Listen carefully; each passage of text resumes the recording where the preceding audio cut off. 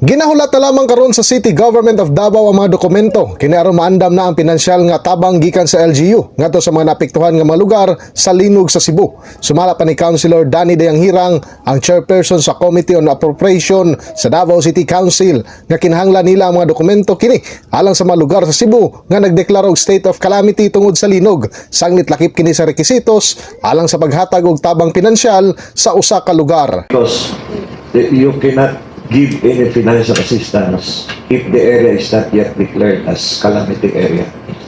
This include assessment coming from the Social Welfare Services and Disaster Officers of Cebu. Kay nung duman nga una nang nagpadala og tabang ang lokal nga panggamhanan niadtong milabay nga semana sa Cebu, sama na lamang sa food packs, tubig, tambal, ingon man, medical personnel ang gipadala sa LGU Davao City ngadto sa maong probinsya. In the heart of changing lives, ako si Brigada Julius Pacot alang sa 93.1 Brigada News FM Davao, the Music and News Authority.